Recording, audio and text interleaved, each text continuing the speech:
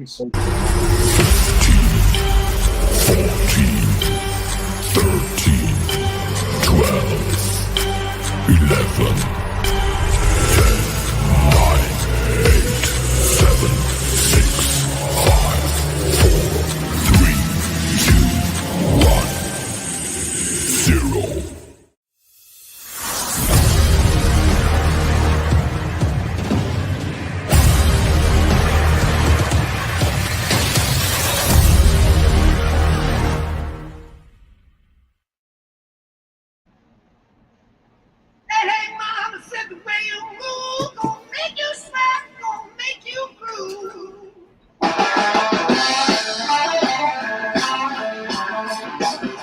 What's up, everybody? Welcome to a brand new episode of the Empire 161 Show, Season 6, Episode 16. We got some stuff to talk about tonight. Maybe not the best, but whatever. It's got to be done. Thank you for joining us on this Saturday evening. A little different here because the Yankees are on Sunday Night Baseball tonight. Tomorrow night. Yeah, we are here. Thanks for joining us on the Facebook live stream. If you're joining us on YouTube or wherever you found your audio on the podcast. I am Ed, and with me as always is Lisa. Lisa, what's up? What's going on? Wait, before I start talking, you did not say what today's song was. Oh, it is Black Dog by Led Zeppelin, which is Will Lauren's warm-up music that Lisa and I were actually at the game earlier. Unfortunately, but we were there and got to jam it out to a little bit, so I figured perfect time to use it. So I love it. So we're going to be talking about the Yankees' amazing series versus the Rays, where they won the series 2-0. And then we're going to talk about the torture of the Red Sox series that they're currently down 3-0. And there's always tomorrow, folks. Just like Annie said, I'm not going to sing it, but tomorrow. I love you tomorrow. I want to love the Yankees tomorrow because today was brutal. It was gorgeous out here in New York today. It was such a beautiful, picture-perfect weather day to be out at the game. Both of us were super comfortable the entire time. We were sitting by in my opinion, way too many Red Sox fans. And way too many Red Sox fans on my commute to the game, too. But it was a beautiful day, so that helped. But then the ninth inning made us both very upset. You know what else made me upset? I said this to you during the game. I'm still upset about my 99 burger today. well, maybe that was a word Grogan likes to use at times, a harbinger for what was to come. It was totally a harbinger for what's to come. The Yankees cheated me out of the condiments that should be going on the 99 burger. I only got the 2 patties with cheese and disgusting pickles that Eddie graciously ate for me because I hate pickles. Where was my caramelized onions, which is my favorite part of any burger? Oh. I love onions on a burger. I love onions, period. But I paid a number that you should not pay for a hamburger. You can say it's on the menu. The price is there. That is only cheese. It was $20.99 plus tax. I was very upset. I mean, the burger was good, but it could have been great. And maybe after eating it, the Yankees would have hit more. I don't know. Who knows? We'll never know now because I didn't get onions on my burger. Well, it's maybe also a metaphor of what the team's been this year. It's good, but it could be great. Could be great. We just don't know exactly because we don't know from game to game, series to series, what the heck this team is. But we'll table that a little bit for a nice overall discussion because we'll do our recap and then we definitely have some thoughts on things in general because this recap is a perfect encapsulation of some of my stuff here that I need to kind of just go with here. So, all right, let's get to the recap because I need to. We need to do this. So. Can we do it in reverse? Can we? Well, no, because I'm gonna. As I was typing it, right, as I was doing the stats, a little behind baseball here with this, I couldn't even get like excited about what I was even writing at first because I was like, oh yes, the good times, but I'm like because I know the ending of the movie, so I'm like, I can't do this. It's like if people describe that movie Marley and Me to me, which I've never seen, I won't watch it. Yeah, I don't want to watch that movie either. Yeah, I won't watch it because. You know, it's highly been alluded to what happens with the dog. I'm like, and I don't do that. If the dog is harmed in the movie, I don't watch it. Outside of John Wick, because if the dog doesn't get harmed, there's no movie. It's we don't have a movie. It's basically John Wick gets a dog, end of scene, done, roll credits, and we're well, no, that's not true because the dog wasn't the only one that got harmed. Well, no, well. Yeah, well, the wife was passed away, and she gifted it to John Wick. Oh yes. That's why. Once I forgot. It was more of also the meaning of the dog too, and that's what set him off. Yeah. And now we're 4 movies to spin off and a series in, and we're getting another one here. So I'm not complaining. I love that franchise, but listen, I was pissed after number 4. Like I have not watched another one since. Oh well, Ballerina's a spin-off that takes place around during 3. Yeah, I know, but 4, the ending of 4 was unnecessary. Well, there's a 5 coming, so I know, and I don't see how they could name it John Wick. We shall see. We shall see. This better be an okie doke for me because I'm very upset with how 4 ended. Like really pissed off at the franchise. I wanted it to be like the Fast and Furious, like just go on until he can't act anymore. No, we can't do that. Never make anything like the Fast and Furious. Like never. No, I know. Fast and Furious movies are so trash now. I don't need John Wick in space by the 8th or 9th movie. No, try to end on a high note. All right, whatever. That's a different podcast. We could spin right off into John Wick if we really wanted to, but we do have some baseball to talk about here. So side note, real quick. Maybe we should do a short-term John Wick podcast. Just throwing that out there on the air. Okay, go ahead. There's limited series here. All right, so the Yankees beat the living hell out of the Rays back in the nice days on Tuesday by a final 13-3. Carlos Rodon picked up his 13th win of the year. His record's now 13-7. He lasted 6 innings, 5 hits, 2 earned runs, 2 walks, and 5 Ks, and also was battling sweat profusely for a lot of the night, and man, you could see it because he constantly was grabbing his hand and gripping problems and everything like that. But thankfully, the Yankees bats had no problems gripping the bats because they hit 9 home runs for the game, and in the first inning, back to back to back. It was very reminiscent of that game against Milwaukee, the second home game of the year. It was nice, the good old days. Cody Bellinger was 4 for 5 with 2 home runs on the night, 24 on the year. 3 RBIs, 3 runs scored. Aaron Judge, 2 for 5 with his 40th home of the year, 3 runs scored. Giancarlo Stanton, 2 for 3, 2 of those being home runs. That gave him 14 on the year. 4 RBIs, 2 runs scored, and a walk. Ben Rice, 1 for 4 with his 19th homer of the year, and a walk. Jazz, 2 for 5 with his 22nd homer of the year. Jose Caballero, 2 for 4 with 2 homers, giving him 4 on the year. 2 of them that one night. 3 RBIs and 2 runs scored. So a historic offensive night for the Yankees. Absolutely, indeed. Lisa, I know you got more on this. Oh my God, I have so many stats about this game. Tons. But I want to just say that I think it's interesting that Cody Bellinger against his former team, Jose Caballero against his former team, and Paul Goldschmidt on the one game that he played against his former team all had really good nights against their former teams. I mean, Jose Caballero was literally on the other team like 3 weeks ago.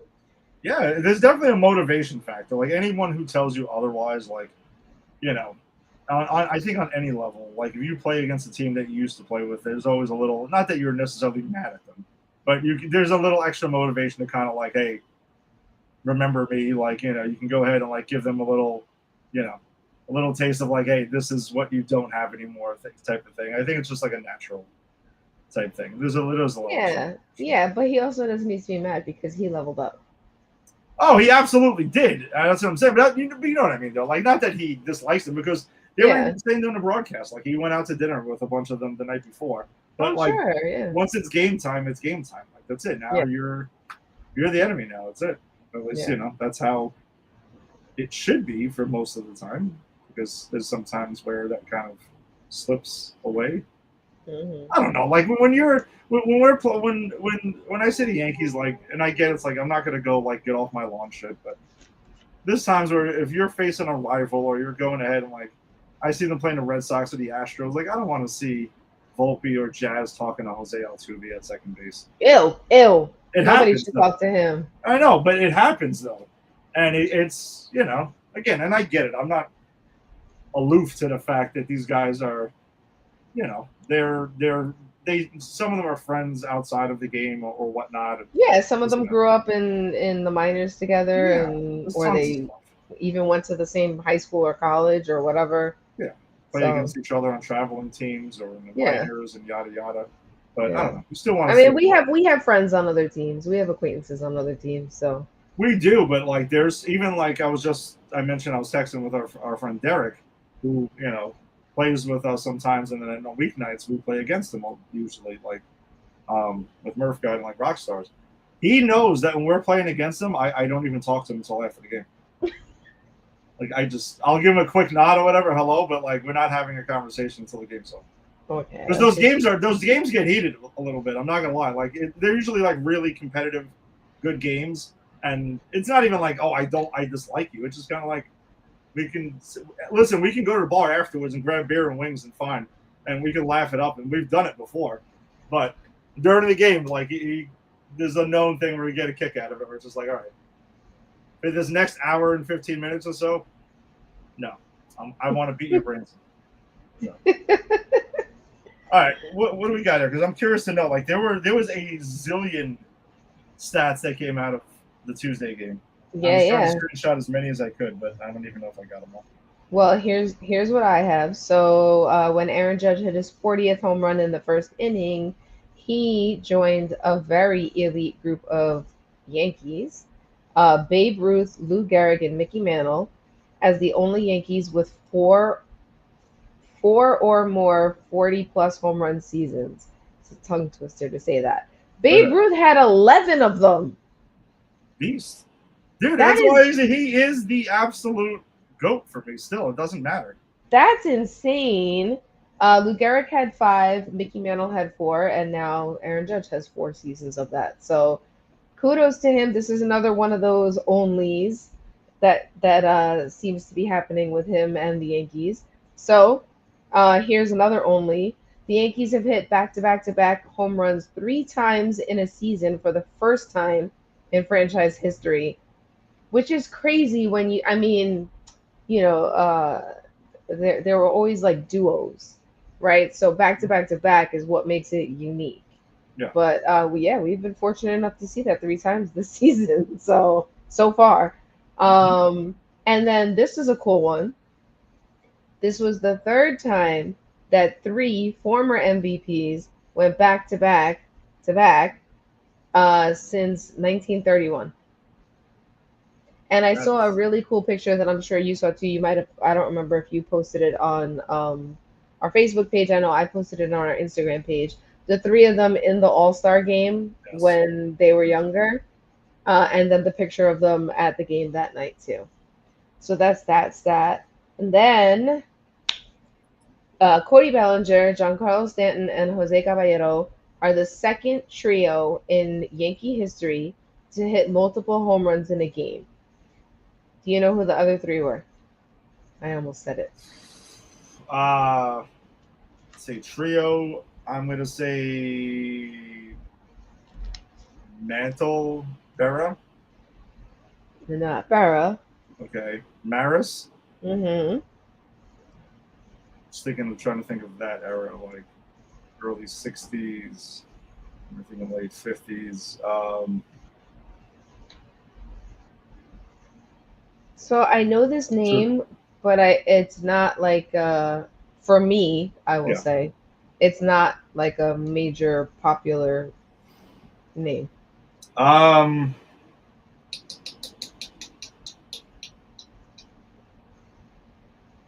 Bobby Richardson? Mm-mm. No, it wasn't. Bill Skowron. Oh, Moose Gowan, yeah. So they did that on May 30th, 1961. The Rays pitchers set a franchise record by allowing 9 home runs, which bested the previous record of 8 home runs versus the Blue Jays in August of 2010. Sorry, Rays. Sorry, not sorry. I was gonna say I thought it was like during the Devil Rays era, but it wasn't. That was still they were the Rays at that point. And then my final stat for this game is that the 2025 Yankees are the first team in Major League history with multiple games that had 9+ home runs, whether it was in the same season or not. Wow, so I actually do have one that you don't have. That's why I kept looking down carefully to make sure that it was. This is a wacky one. So this is as per Appa Stats on Twitter. In MLB history, there have been 3 games where a team had the following: back-to-back-to-back home run in the first inning, 4+ home runs through 2 innings, 5+ homers off the opposing starter, 6+ homers for the game. All 3 were by the Yankees in 2025 in this season. March 29th, April 29th, and Tuesday night. Wow. It's very specific. That's extremely specific, but yeah, that's apparently that was it. And the Yankees are the Yankees are the first team in MLB history to have 2 games with 9+ home runs in a season. That was Katie Sharp, and I think that was it because I think I stopped because I figured you probably were getting the same ones anyway, so I left the Katie Sharp stuff alone. But yeah, a historic night for the Yankees. I mean, some might wonder, do half of this coming home facing the Red Sox. I mean, I don't know, just half. And I think things that have a different tone right now. But the Yankees would complete the sweep, the weird 2-game sweep. Those 2-game series are odd. It's been happening the last handful of years. Scheduling quirk. This game was wild, though. They went ahead and took this one by a final 6-4. Cam Schlittler, so he got a no decision. Poor 6 guy. 2/3, 1 hit, no earned runs, 2 walks, and 8 strikeouts. Lisa, he took a perfect game into the 7th inning. He had such a great game. This was obviously his best game of his young career. He looked absolutely phenomenal. Yep. I'm like, this is the game maybe Cam Schlittler truly has arrived, and this is it. And his pitch count was actually in decent shape, but I was wondering if that was going to get him sooner or later. But nonetheless, it got away. But bullpen didn't do him any favors, though, because this is another weird thing. So David Bednar, who's been good, but he did blow this one. He did blow the save in the 9th inning. He ends up picking up the win to push his record now to 4-5. Devin Williams got his 18th save of the season, which was in the 10th inning. Now, he goes ahead and gives up 2 hits to start off the 10th inning. And anyone who says that their mind wasn't going there, like, here we go again. Mm-hmm. And he was handed a friggin' lead. That was a 6-3 lead. And we'll get into how that happened in a second. But kudos to Devin Williams, though, for at least bearing down and then striking out the side. Like, he did, when it was time to, knuckle up, he did bear down and get it. But, boy, it's always an adventure when it's a high leverage situation with this guy. It's just unbelievable. Trent Grisham, 3-for-5 with 2 home runs, 23 on the year, 2 RBIs and 2 runs scored. Austin Wells, 2-for-4 with 2 home runs as well. One of them was in the 10th inning, 17 on the year now. 2 runs scored, 2 RBIs. Giancarlo Stanton, who did not start this game, but he finished it with a pinch hit homer, a 2-run homer, the 10th inning, after Bednar had blown that save. That gives him 15 homers on the year, 2 RBIs on the night, and he stayed in the game to play right field because Jose Caballero got thrown out of the game for arguing with the umpire after he was stolen base attempt in the 10th inning as well. This game was was wild. It was perfect game, in the bag, then not in the bag, falls out of the bag, then Bednar, who you feel like he's been nails, he goes in and blows the save. Then we've got Devin Williams coming in, which nobody's feeling great about that, even with a 3-run lead. And he gives us a heart attack. And man, this was a wild one. And I guess we can go back to the Harbinger thing again, because most of these runs were scored on homers, and we've seen that when they don't homer, they don't score, and it's harder to do that against when pitchers are better. Which, we saw. So, yeah, this. I mean, listen, a win is a win is a win, but this game was, it didn't need. It was just weird. Yeah, that was also a harbinger that it was a weird game. Yes. Extremely. You have anything further on the Wednesday night game? I do. So I do. So as you mentioned, Cam Schlittler was perfect through 6 innings, and he's the first Yankees rookie to do that since Fritz Peterson. Good old Fritz Peterson. On July 4th, 1966. Oh man. There's definitely some historic stats in general. So it's been a long time since that. And then in the top of the 8th, when Jose Caballero stole a base that inning, that was his 40th stolen base for the season. And then he got kicked out of the game trying to steal number 41. In the bottom of the 8th, a man named Bob Seymour hit his first home run of the season on his first game first series, I think, as a major league player. Do you know that he is the only Bob currently playing baseball in the majors? And he's the first Bob since Bob Smith in 2002, who was also a Ray, to hit a home run. It's so weird, guy, right? Because I guess these guys go by Robert, or they go by Robert or whatever. But I also think that so many, there's certain names that I'm like, that's a baseball name. Like Clayton Kershaw, that's a baseball name. Yeah, sure. There's so many of those types of names now, right? So there not too many Bobs anymore. There's a Will Smith. There's a Will Smith. There are 2 Will Smiths, actually. There's 2 Will Smiths now, and neither of them sings Welcome to Miami or slaps people in the face. There was one it's not the catcher on the Dodgers, because I do tune into him a lot because he's on one of my fantasy teams. So I do try to actually watch these guys play a little bit. So not just reading stats. Well, I think he used to come out to the Fresh Prince of Bel-Air as his walk-up. Both of them should. Well, one's a relief pitcher, but I don't remember if he came out of the bullpen to that. But you should come out to any Will Smith song, literally any Will Smith song. You should come out to.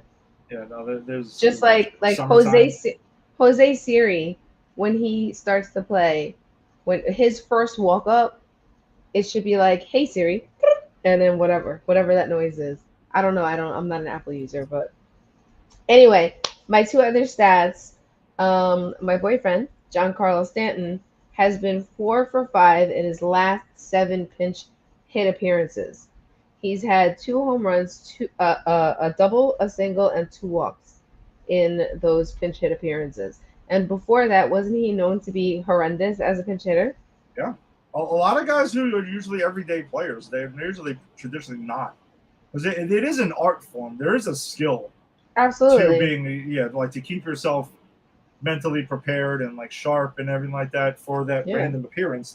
You're being thrust into a high pressure situation to be ready. I mean, maybe he's figured out a way to master it now. Yeah. And then my final stat for the game is that the Yankees have 14 home runs over the past 2 games, which tied them with the 1999 Reds for most in a 2-game span in Major League history. Wish they would have saved some of the homers for later.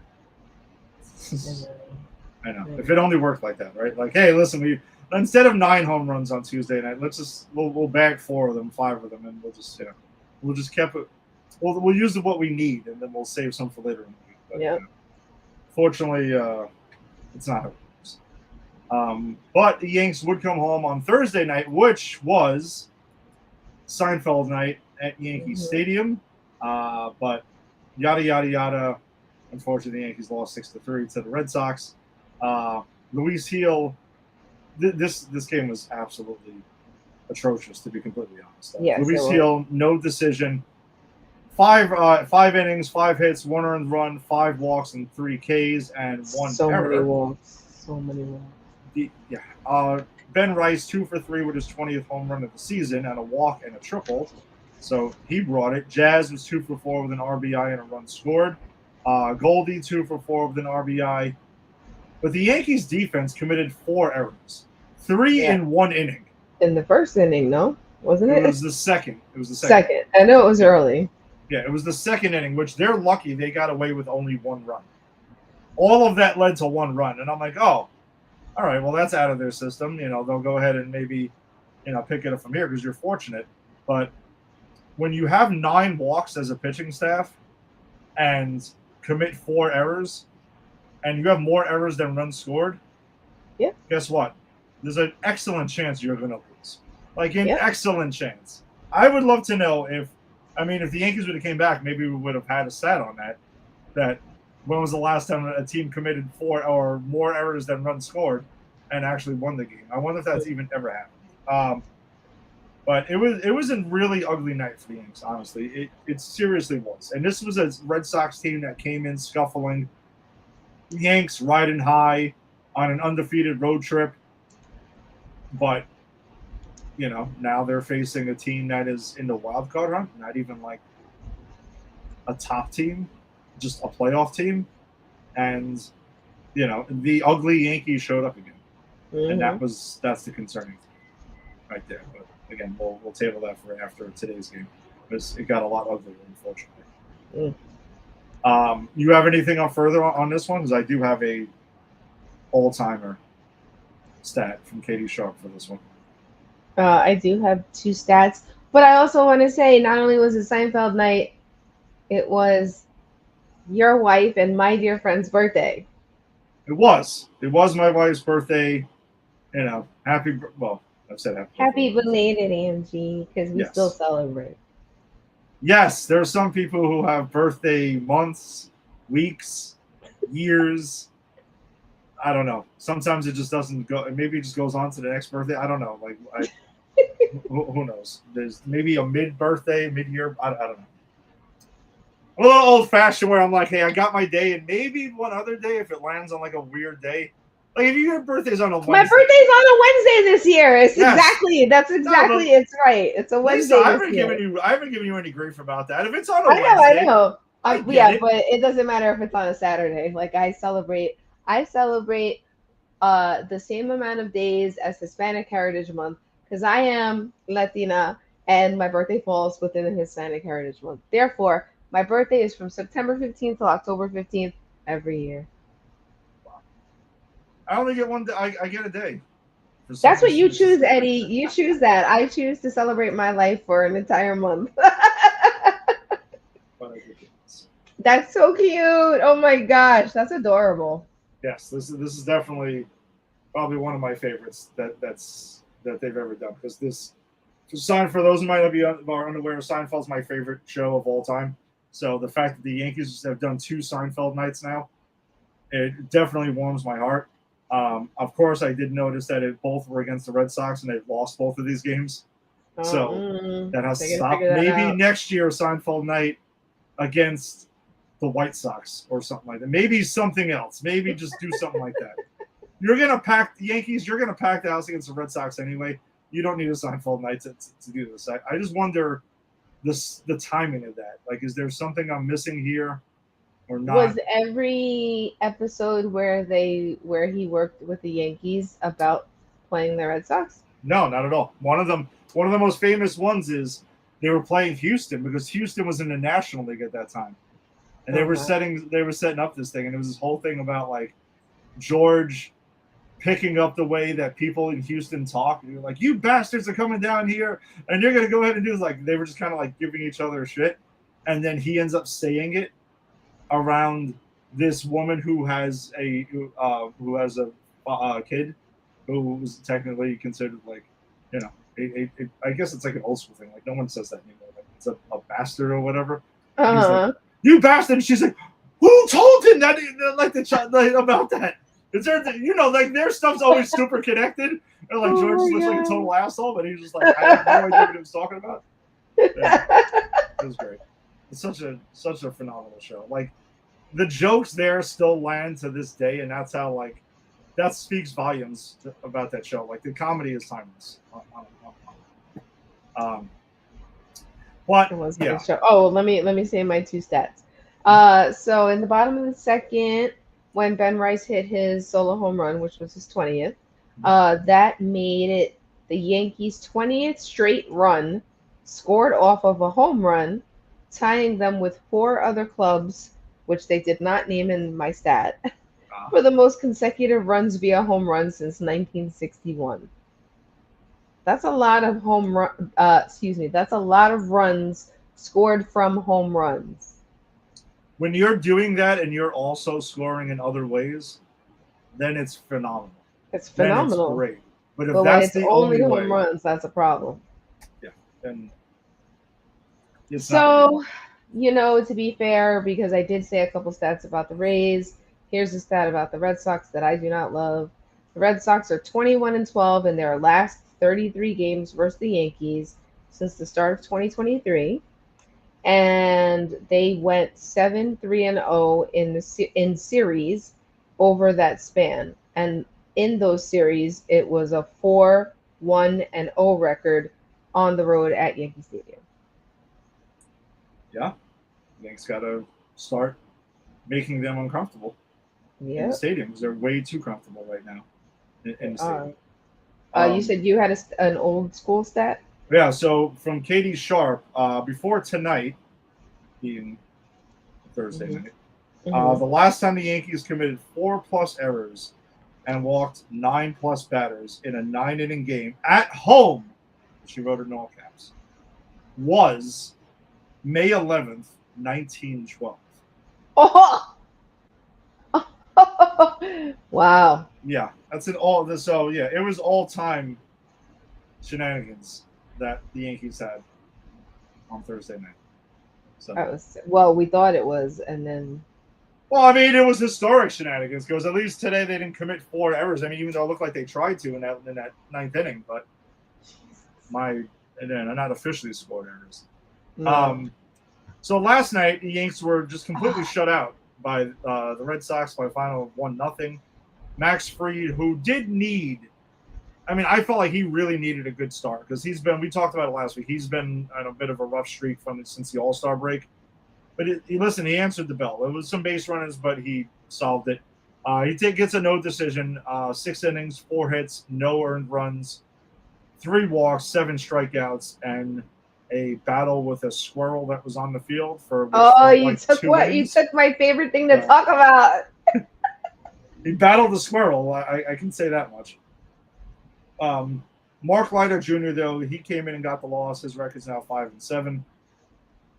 Tough luck for him because he gave up that first run basically to the first 2 batters, and then that was it. Yankees offense, though, 3 hits on the night. 3 hits. Yeah. Now, specifically in the game, there were 2 things that stood out blunder-wise for the Yankees. We had another Austin Wells getting doubled off in the infield situation that occurred, unfortunately. And, of course, Boone did at least address, yes, it can't happen. But we keep saying these things can't happen, but they keep happening. So what is it? Is it that they've tuned the manager out? Or is he not addressing them and he is holding nobody accountable? That's what it sounds like to me. I don't know. It's one or the other, but I mean, either one of them kind of maybe needs to change the manager then.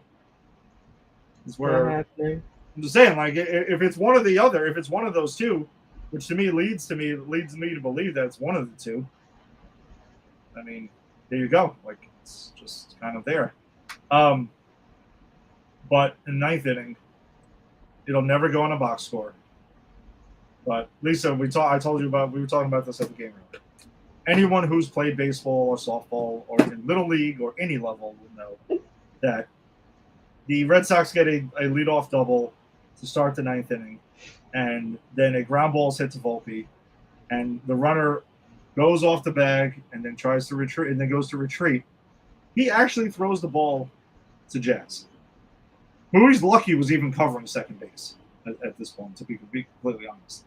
Jazz gets it immediately and just fires it to first and hopes to try to maybe get the batter that was running down the line. What are you doing, dude? Like, what are you doing?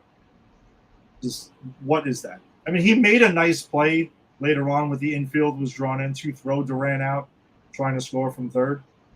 But you made the problem that you ended up solving eventually. I just don't understand with Volpe at times, and I'm not going to get on I know the Volpe bashing by the Yankee fan base is at like an all-time high, and it's been for like a lot of this season. And it's not just, our friend here, but this is everywhere. It's on Sports Talk Radio. It's on anywhere who watches the Yankees. Like it is a thing. But when you do things like this, that's the shit that drives me crazy. And again, you'll never come up in a box score. The run never scored out like that. But this is what cost them games. Like it's the attention to detail. And I just don't know what the hell he was thinking. And then after the game, Boone acknowledges that it was not a smart play. But then it's like, oh, it's a heady play. And my thought is heady in what terms? Like head up your ass play? Like what kind of heady play is that? Like Boone, like you said the right thing, but then you have to sugarcoat it on top of that. It's just, it still goes on. With the don't piss on my head and tell me it's raining. Like, just, dude, we're watching the games. Like, you're talking to us like we're idiots at times. And I can see where a lot of people get fed up with Boone with that.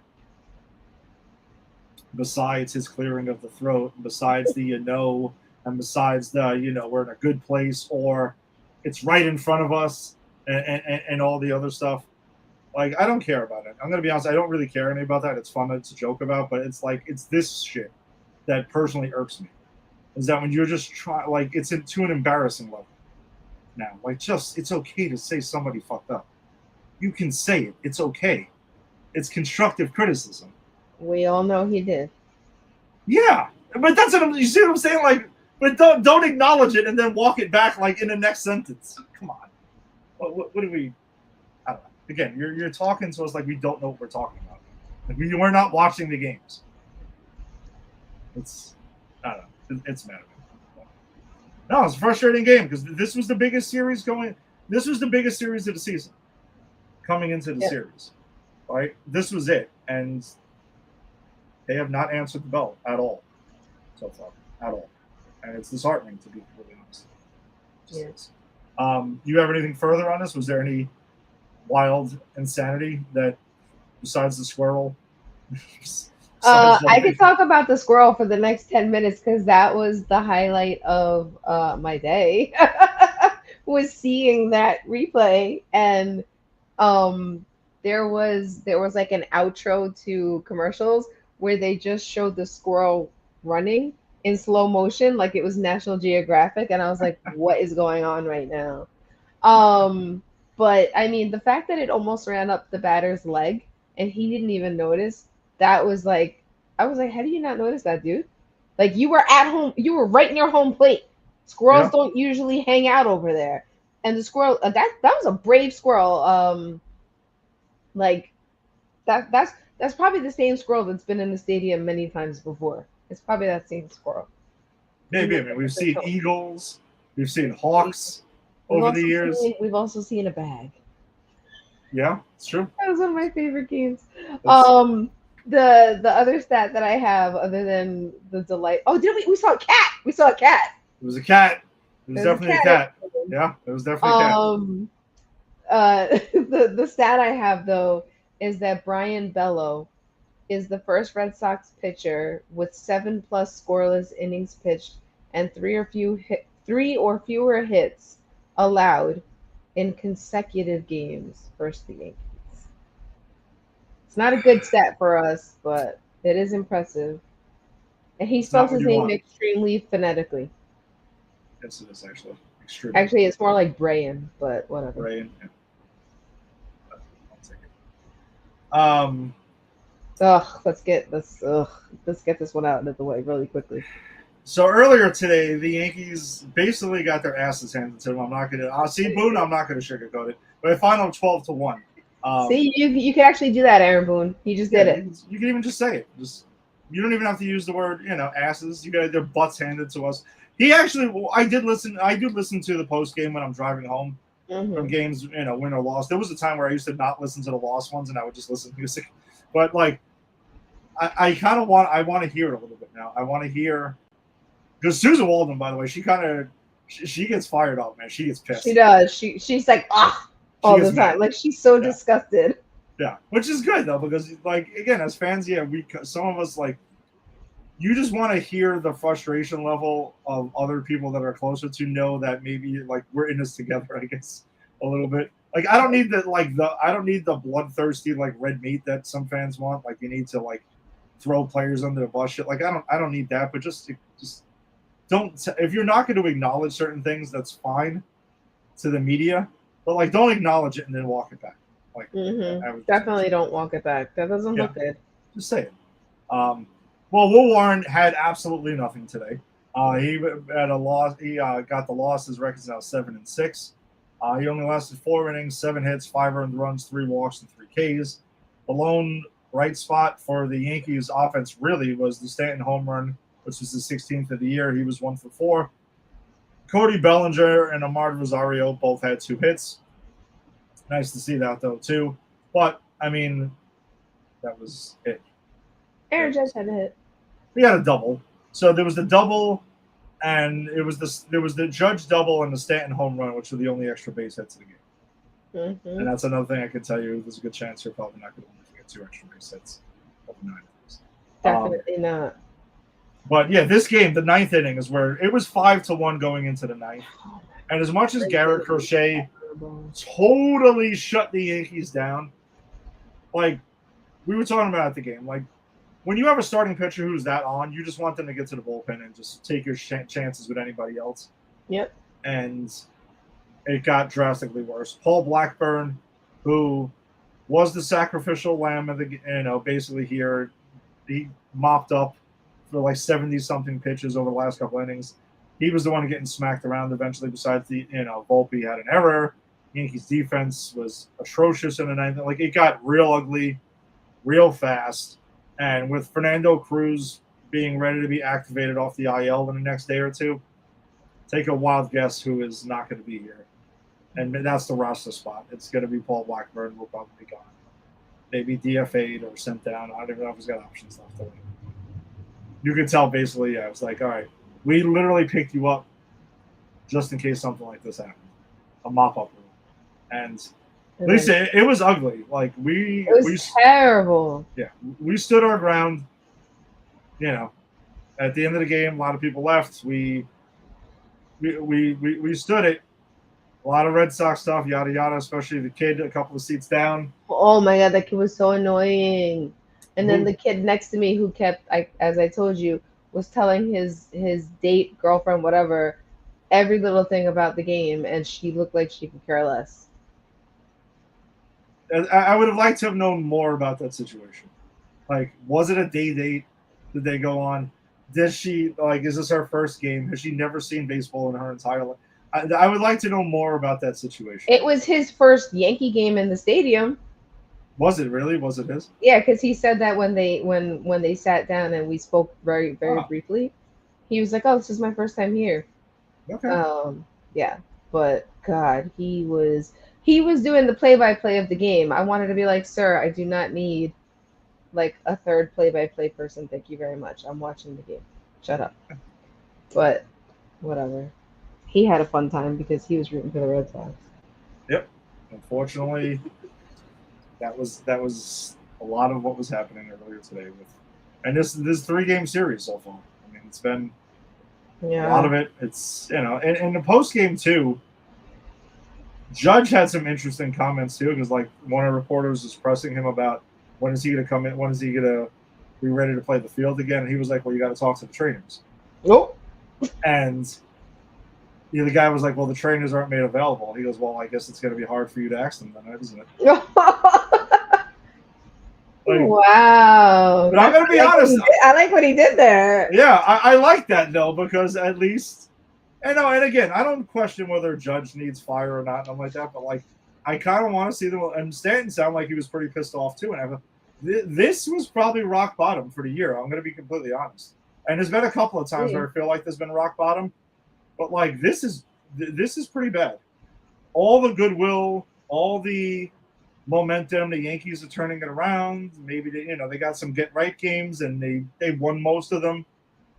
And now you just completely flushed it down the toilet with 3 games against your arch nemesis over here. One of them. And it's. I mean, we're at the point now. Anyway, recap's done. I don't know. Like Lisa, are you? Oh, go ahead. No, we'll dropping the stats then for this game. So the first stat is when Trevor Story hit his 20th home run of the year in the 5th. He joined Nomar Garciaparra and John Valentin as Boston's only shortstops with 2020 seasons. I will say this.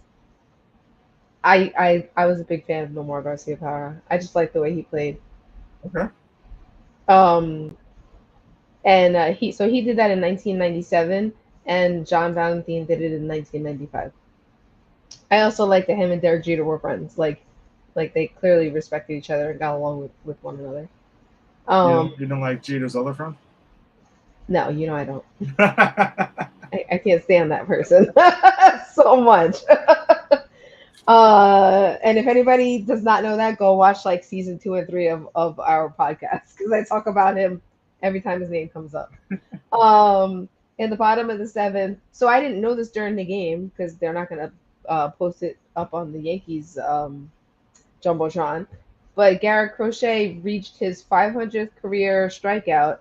I believe it was off Jose Caballero. And then his 11th of the day against Austin Wells in the 7th inning. So congratulations, Garrett Crochet, on your 500th career strikeout. That's a pretty impressive number. And in the bottom of the 8th, when Aaron Judge hit his double, do you know how hard he hit it? 114. Close. Giancarlo Stanton's home run was 103.7 miles per hour. Mm-hmm. His double was 115.7 miles per hour. Smoked it. Absolutely smoked it. Yes, he did.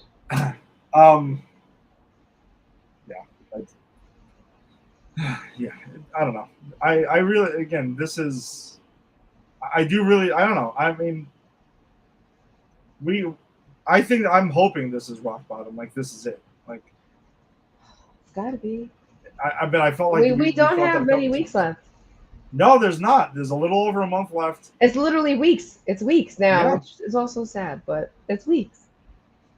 Well, it'll be even more sad if we don't get any October baseball, because, I mean, that's on the table at the moment, unfortunately. Yeah. It's not completely out of the question. I mean, let's see. They're supposed to have one of the easiest second halves of the season of all the teams. What happened to that? Well, I mean, it hasn't been easy. Well, if we take a look at it, but this is the problem, though, Lisa. Like, all right, so we got the Red Sox tomorrow, then you got the Nationals, followed by the White Sox. Okay, so for the next 7 games, you pretty much got a cake schedule, right? You would think.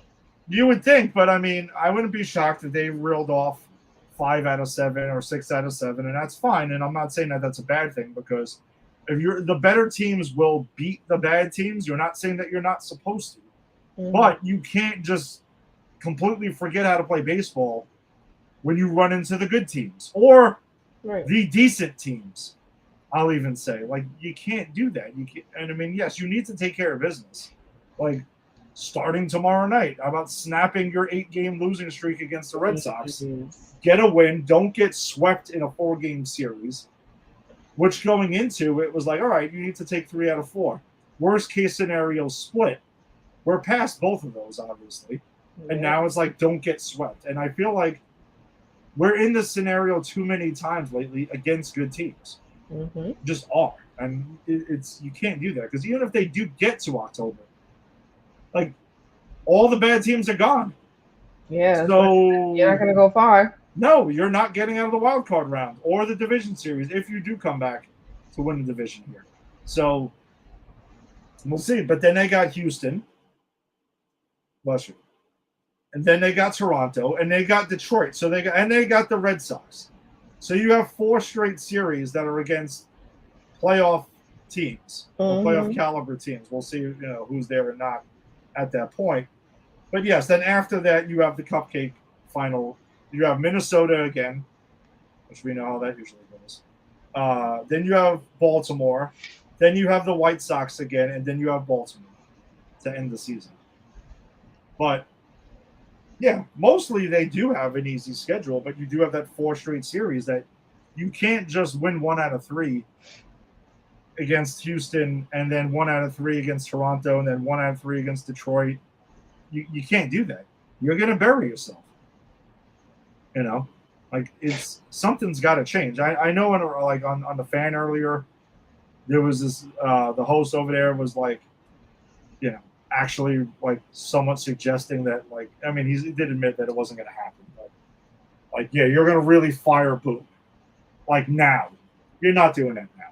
Definitely. I mean, if they don't make the playoffs, though, that does absolutely need to be like a serious conversation within the Yankees. I mean, I agree with you, though. No, I totally agree with you that I'll believe it when I see it. Yeah, exactly. But I don't think it's necessarily a talent problem with the team, right? Like, I'm like, oh, they have no talent. They do have a weird thing with the Judge Stanton thing right now because they can't put out their A lineup because it's Stanton every other day. Some days, depends on what outfield it is, yada, yada. And I sort of understand where they're coming from with that, right? Because you can't have him go down, too. Right. God, if Judge was fully healthy, then you can see where, okay, fine, Stanton's that's your A lineup. Judge and Wright, Stanton and at DH, and then you go from there. Until that's resolved, they're in this weird spot where they don't have one of their best hitters in the lineup every single day, and that's an issue.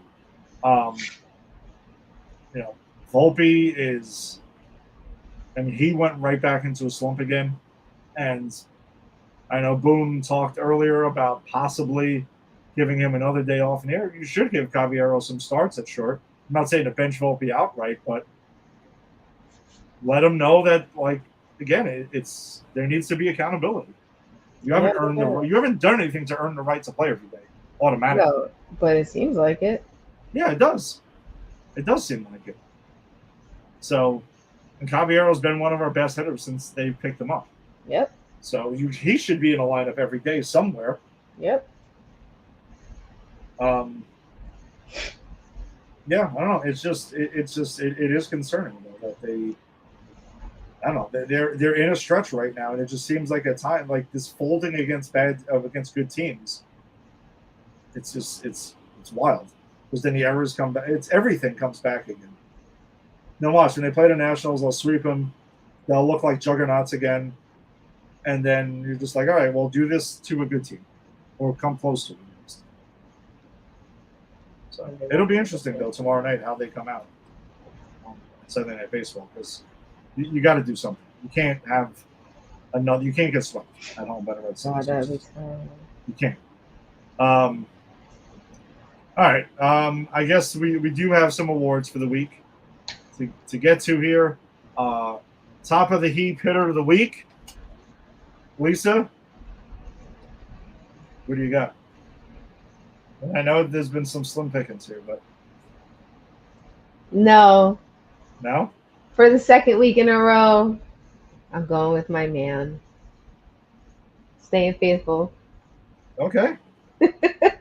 Giancarlo Stanton. I do have a runner-up, but I'll wait until after you say yours in case yours is my runner-up. Okay. But for the week, he had a 308 average. His OPS was a 1.669. He had 4 home runs, 7 RBIs, 4 runs, 4 hits, 3 walks. His on base percentage was 438, and his slugging was a 1.231. Who did you have? I did go with Ben Rice. Okay. Isn't that Okay. this your second week in a row too, right? Didn't you pick him last week? Yes, actually, I did. Holy shit! I Yeah. didn't realize that. That was 2 Because he weeks was ago. my runner-up last week. Yeah. So over his last 7, 348, 464 on base percentage, 870 slug, 3 homers, 9 RBIs, 5 walks, 4 runs scored. But yeah, Stanton was my runner-up to that. Notable to Cody Bellinger though, who also had 3 times for the week. And other notable, Paul Goldschmidt. Yeah, and just, even just saying it, I'm just like, wow. Most of this was just from the 2 games against Tampa. Yeah, I know. Well, actually, Rice did get some hits against the Red Sox. He may have been. And Giancarlo Stanton got the only big hit of the game today. So Yeah, no, this is true. This is true. All right, so King of the Hill, pitcher of the week. oh, I wonder if we have the same person. I want Cam Schlittler. Me too. I mean, listen, the kid. It's weird because like there are others who got wins, but I mean, we're giving it to Rodon. Like Rodon was a good candidate. Max Fried also. I mean, that sucks that he suffered that fate too. But I got to go Cam Schlittler though. The kid had his best career start. Took a perfect game into the 7th inning. So hopefully he follows it up now. He starts Monday on Hamilton night. Oh, that's gonna be awesome. Yeah, I'm a fan of his. I think I'm really excited for him. I hope he continues to do well. He's we've said this before. He's like a mini Garrett Cole, like he's his doppelganger, or he's his like Benjamin Button moment.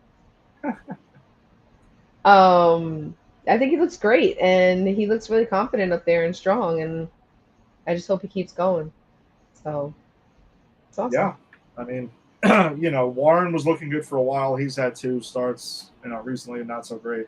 Hopefully, this is the beginning of Max Fried returning to form. Luis Fields got. I mean, I don't know. There's. Yeah, Luis Fields got to get his control back, but I know that was his bugaboo when he was bad. At times, we used to always say that he has good stuff, but he needs to get his control under wraps. But yeah, he's still got a handful of starts since coming back, so kind of give him somewhat of a mark on that. All right, well, preview should be short. Super short. Super short. 1 start. So I was actually it's even shorter than that because I was gonna put the Nationals, but there's nothing to put. So so the pitchers for tomorrow night's game are Dustin May for the Red Sox. He's a righty, 7-9 record, 4.59 ERA, and 114 strikeouts, and he'll go up against Carlos Rodon. He's a lefty, 13-7 record, 3.24 ERA, and 169 strikeouts so far this season. And then after that, it is to be determined versus to be determined. All 3 games. They won't drop that until after tomorrow. Late tomorrow night, I think. After tomorrow's game is what I meant to say. Yes. Yeah. So 10, 11 o'clock at night, we'll get the starters for the National Series. So by the way, I meant to tell you this earlier, but so the move with the 99 burger to get it customized, so you can get rid of the pickles. Mm-hmm. Earlier this season, I had to get. Angie hates onions, and I had to get. I got her a burger without onions. Mm-hmm. Do you believe that they called over the manager, and I had to tell the manager that my wife was allergic to onions, that it had to be a food allergy for them to actually do it? It was so bizarre. And I'm like, you guys are making these right behind you. Just turn around and say, no onions. I think they can control themselves to not put the onions on the burger. So for you can just tell them, hey, listen, I have a food allergy. I'm allergic to pickles. I have a food allergy and a food necessity. The allergy is against pickles, and the necessity is for onions. There you go. That's what I'm going to say, because I did not get onions. It's your fault that I didn't get onions because now they don't put them on any of the burgers apparently. Imagine that. They just suddenly stopped putting onions on the burgers. Jesus. Well, blame Angie. Screw that, man. I don't care. I'm give me the works. I'm all for it. Yeah, I'm not picky with that kind of crap. But yeah, I don't know. With there, no, there's really nothing with it. It's fine. I'm always like, whatever. Just give me what you got, and then we'll see what happens. I don't like cucumbers though. Yes, I love pickles, but I hate cucumbers. I like cucumbers and I hate pickles, so that's fine. There you go. It's like when delis or something, when they try to give you like, you get like a sandwich sometimes, there's like a pickle on the side or something like that. When they give me like the not dill pickle, I get really pissed off. I would too if I were like I can understand that because you're supposed to get like a crisp dill pickle. Yeah, exactly. I don't want this like cucumber pickle shit. Like, get out of here with that. It tastes like freaking Tylenol. It's like there's nothing to it. Tylenol. I always refer to Tylenol as the nothing taste. Did you ever like, you know what I'm talking about too? Like the powder. Like, you ever have the powder Tylenol? Yeah, right? Like I'm saying, you've gotten a little bit of a taste of it. That's a taste, yes. It's gross. It's like the grossest thing. It's one of the grossest things ever. Yes, but a cucumber is like water. I don't even think it's water. It's like it is. It's mostly water. It's certainly not bitter. It's like celery. Like I don't know. I don't like that. No, celery has a different taste. Yeah, I can only eat celery with blue cheese when there's wings involved or with peanut butter. That's it. I've seen people with this celery peanut butter thing. I do the carrots. That's pretty good. I do the carrots with the blue cheese with the wings come out. Oh, I thought you meant carrots and peanut butter. I was like, ooh. No, that's not going to No, that would not go together. I do green apples with peanut butter. Oh, me too. I had that yesterday. I'm all about it. That's like my breakfast one day a week. I love that. I had the apple slicer at the office and everything. Yeah. That's an amazing snack. Yes, it's good. It's great. We should do we did top 5 chocolate bars. We should do top 5 snacks one of these days. Just like is a chocolate bar considered in there? No. Okay, let's go with top 5. You have to be like specific. So let's do a top 5 crunchy snacks, like chips. Okay. And then like fruit and veggie snacks. My fruit and veggie snack is probably but these are teasers for like the next couple episodes. People have to tune in to find out. I would love to meet the persons. Like, listen, I only watched that show because I had to find out their top 5. Just for that segment, and that's it. Screw the rest of it. I'm not here for the baseball. I'm here for the snacks. Oh, all right. Well, sorry. We needed something else because it was. Yeah, we couldn't end after talking about that last game. We had to throw some humor in there. Yeah, there's a tough one. But listen, let's hopefully get back on the right track for the love of God. Please, guys, please. Every season's a roller coaster, but this one's been like extra. I know. Because I just don't really know what to make of the team. Like, are they good or are they not? Like, it's really hard to tell. It is hard to tell. It is, because it changes literally. I feel like, sadly, individuals on the team are good. I mean, there's obvious individuals on the team that are good. I mean, I get it, but the collective it's tough. It is. And I I'm not saying that they have like the perfect talent composition, because they don't, but they have a pretty good amount of talent that they should not be going through this kind of crap. Which that's where it leads me back to the manager thing. And I'm not an anti-Boone guy like some people are just like, he's the cause of everything evil. But at some point, it's kind of where it ends up lying to. Like, your job is to motivate also. And like, it just seems at certain games, they look like there's someone out to lunch. I think what's going to happen is that instead of firing him, some of the coaches are going to get fired. Which is just, to me, that would be infuriating, because I'm like, so annoying. Because let's be honest, like, so Cashman's not getting fired. When he chooses to resign is when that's happening. Absolutely. So the next thing is, and in some ways it will suck, because Boone would be the fall guy, right? Because I kind of think Boone is doing what the front office wants him to do. Mm-hmm. But there's the component that's not going to show up on a spreadsheet or in your analytics or any of your algorithms, that there is a human element to the game. There absolutely is. We've And talked about this many times. yeah, no, there's a human element to the game, and that's the part where I think this team is lacking. Like, you kind of need somebody to be. You need leadership to be able to get fiery when it needs to happen. Because sometimes it does need to happen, and if you got a manager who just yells all the time and that's it, then you tune it out. Also, it needs to be in the right moments where it's just like, all right, listen, let's just fucking air it out. Let's go. Let's address it, and let's wake them up and just go. Let's do it. And he doesn't all the time. I know. I sort of just gotta. Oh, nice.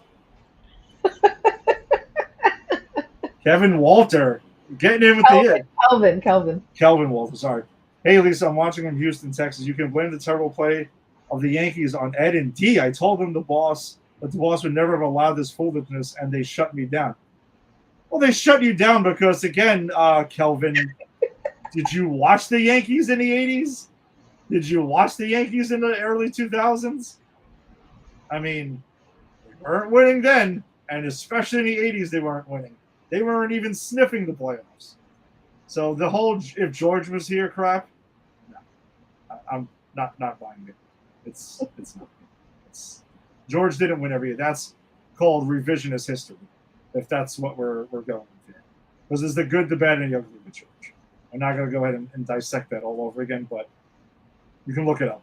You can see that the Yankees did not win every year of George's ownership. That's but he's not saying that. I think he's talking about like what we were saying. Like, do you think Aaron Boone would still be there if George was alive? I don't think Boone would have been hired. You don't? No, I don't. I'm going to be honest. I actually don't, because I think Girardi would have been more of his style of manager. Because supposedly, at least the belief is that Girardi got canned because he was a little too tough on the players, mainly Gary Sanchez was a guy. That's funny where reasonable reason to be tough. No, and I agree, and I just, again, there's just there's just from a certain section of the fan base, the whole if George was here stuff. I just think it's old, and I think it's kind of a lazy narrative to kind of throw at. Like, I don't think Hal is the reason that they're not winning the World Series. There's no dynasty instantly with the Yankees. Like, I don't think how. I mean, so we've talked about the pros and cons of George in the past. Yeah. And so George was a little too hands-on, like at times as the owner, like just a little too much. Little too much. Because remember that revisionist history. The dynasty was born because George was suspended. That's a fact. That is not revisionist history. Right. Sorry, go ahead. But Hal is the opposite. Hal is a little too hands off. From what I could see, from what I experienced, he's a little too hands off. So, where's the healthy balance?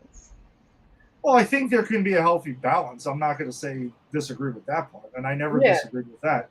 But I also don't need my owner coming out, the owner of my baseball team coming out and making snide, stupid comments and throwing his players and his manager under the bus constantly. Like, again. Oh, you mean like somebody else does about their entire country? Yeah, kind of like that. But also George, who was also friends with George. But. Yes, and there's some beliefs that he based his entire persona off of George Steinbrenner. That's the thing that's on the table. Oh yeah, it kind of. But not to go too far down that road. But anyway. But you know what I'm saying though. Like George calling Hideki Arabu a fat toad in spring training for not covering first base. Yeah. Nobody needed that. Like that wasn't necessary. Trying to get dirt on Dave Winfield because he didn't like his contract that he signed him to immediately, which is what got him suspended. I don't need that. I don't need the owner. Like, if George was, let's play the George as a live game then. He'd be on Twitter constantly, probably rambling off, writing insanity constantly about the team and this and that. I don't need that. That's a circus. I don't need that.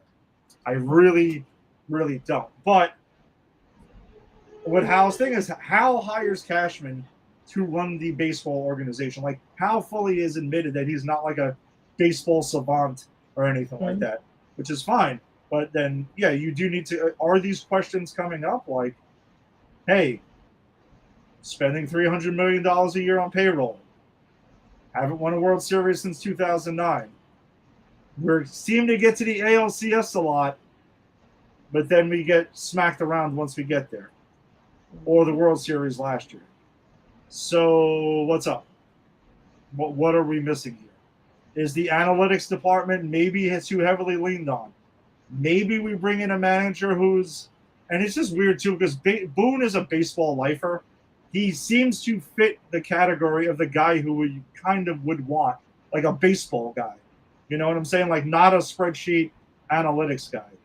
But he apparently believes in it, and he rolls with it, and that's it. Like, historically, you hire the players manager, and when that doesn't go well, then you bring in the hard ass.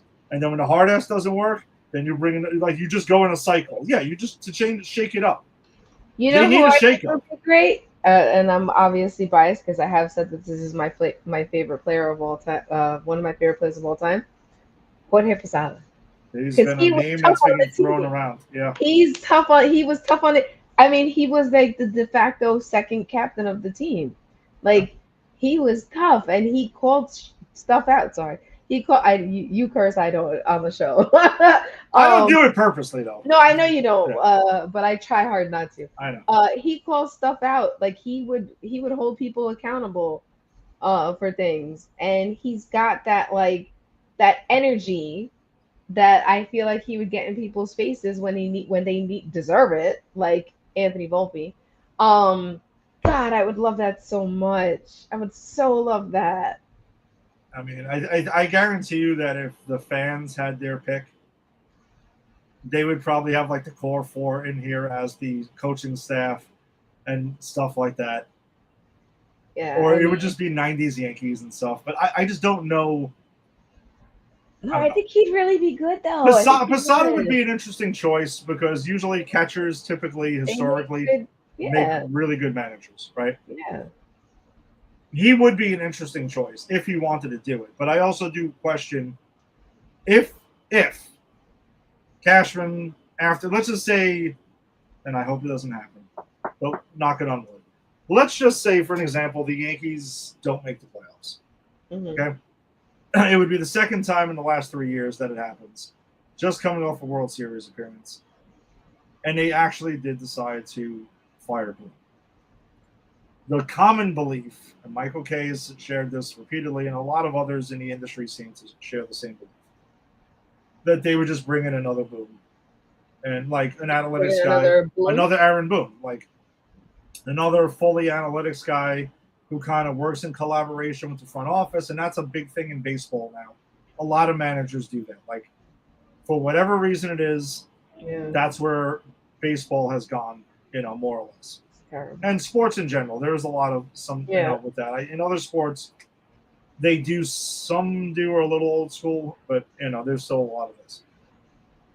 And I'm not saying that you shouldn't put together the analytics stuff because that should be available, but the manager should be able to make the decisions they want to do and address the people that they want to. You know what I'm saying?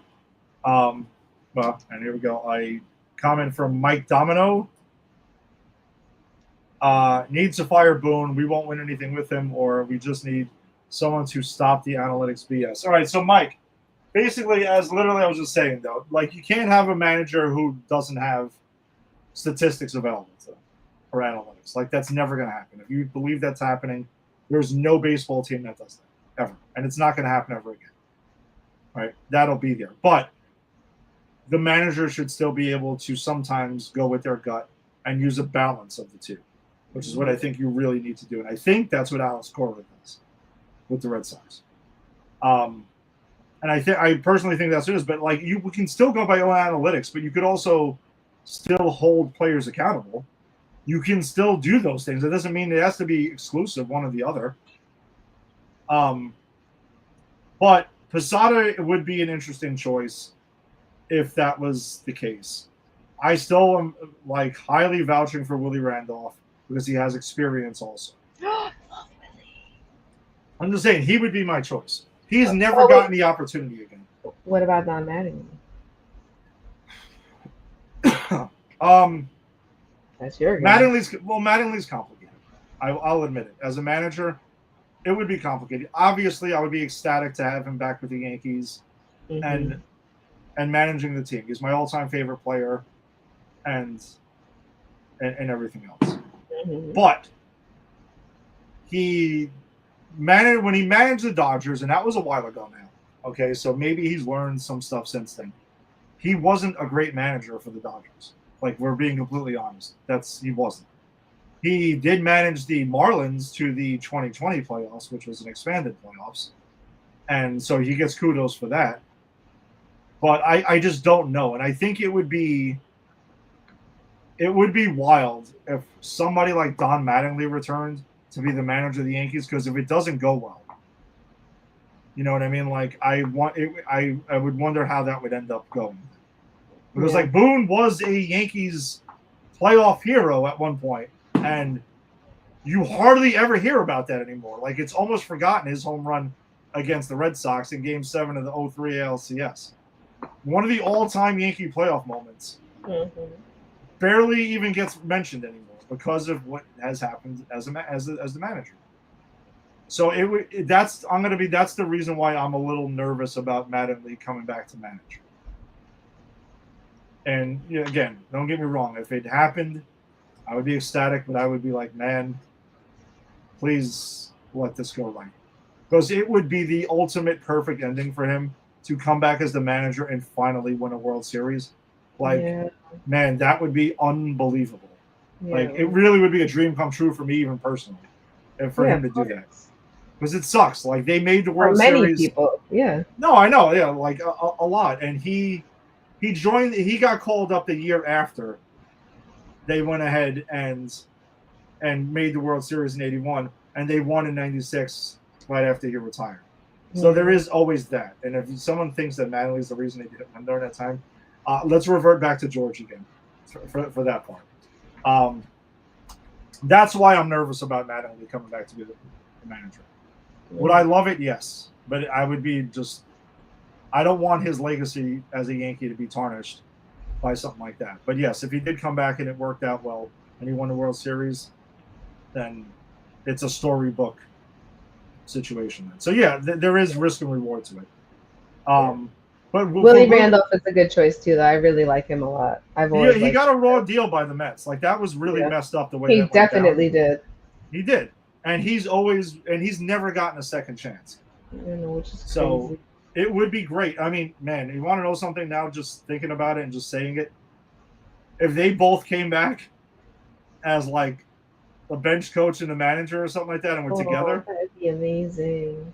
Yeah, let's get real crazy. Well, actually, no, I'll say, because I know Pettit works with the organization now. Like, he's around the team a lot. Yep. But their pitch and coach situation is not the problem at all. Like, he's actually great. So, but I don't know. Sometimes you clean house and you bring in your own people. So I don't know. Or something like that. You know what I mean? Like, but yeah. Calvin, again, I feel you. I'm just saying that it feels like the new bar is set at making the playoffs and keeping the stadium full. Cashman had his job for 27 years. Can someone at least get angry?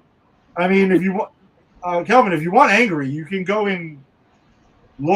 Google Brian Cashman and some of his tirades over the last couple of years in the offseason. He's cursing more than I do on his show in some of them, and he's gotten into it. He's gotten heated. Yeah, he has. So he's not the one. And Boone does get angry once in a while, but it just you know what it is? It's just it's the way it happens. Because then he'll get angry and slam the table and talk about how it's in front of us, and then it'll be like, Anthony Volpe made 4 errors today. What happened? Oh, you know something though? They weren't the worst plays in the world. It's just the walking it back that's what pisses people off. Yeah, it's also he gets really passionate. I mean, he's got like the most ejections of a manager as well. So like he's capable of getting angry. He's just getting angry. He does have some classic.